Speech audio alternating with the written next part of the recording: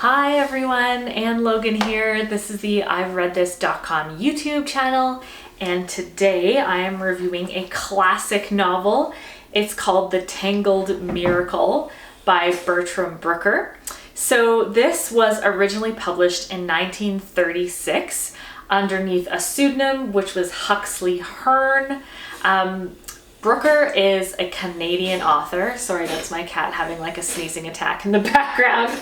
And actually what's interesting is that this cover is, Makita, you need to simmer down. This cover is actually a painting by Bertram Brooker. He was a modernist painter that toured with the Group of Seven, which is a famous Canadian group of painters. Quite honestly, they're like the only Canadian artists that I'm even aware of, because Canadian art is just I have no idea anything about it. But that's sort of an interesting fact about this book. It's about a man named Detective Mortimer Hood.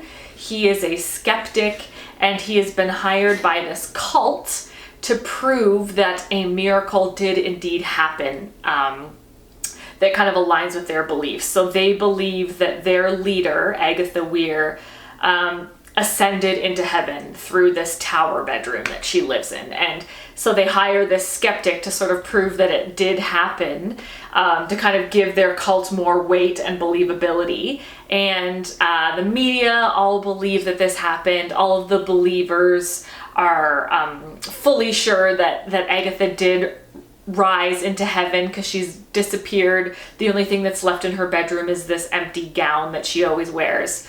So this is actually a mystery. Now, Mortimer Hood is a well-known skeptic, and when he is hired to do this, he doesn't actually believe that the miracle happened, and he believes someone killed Agatha Weir to get her out of the way, but he makes everyone believe that he does believe, because he's a very tricky little man. This is essentially a locked room mystery because Agatha disappears, only her gown is left, no one knows where she is or where her body is, so of course the belief is that she's risen into heaven.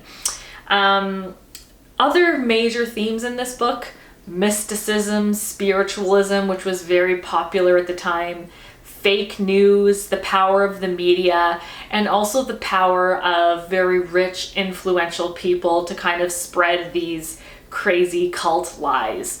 I believe it's called Assumptionism, the name of this cult, and it reminded me a lot of what's that cult that else? Oh, Scientology. It feels very like that. Sort of like this exclusive cult that has a lot of money mysteriously floating around, and no one really knows why. So this is sort of just a typical detective mystery, although Mortimer Hood is very good at making people believe one thing when he actually believes another. And he has this beautiful sort of woman that's assisting him and determining what really happened to Agatha Weir. There's a very typical list of suspects with motives. It's essentially a bunch of men who are the board of directors of this cult, who all wanted Agatha out of the way so they could become the leader of the cult themselves. What else can I tell you about this one? The ending I wasn't shocked by, but I was definitely surprised. I thought it was a good ending when we do find out what really happened. And my only complaint about this book is probably that it was a little too long. I thought it could have been a bit shorter, because it really is just, Hood kind of running around trying to find out who killed Agatha Weir, if anyone, and where her body is and what the motives were. So, yeah. That's my review of The Tangled Miracle by Bertram Brooker. It's always nice to read a couple classics in between all the kind of new releases that I get sent by publishers, and especially when it's a Canadian classic.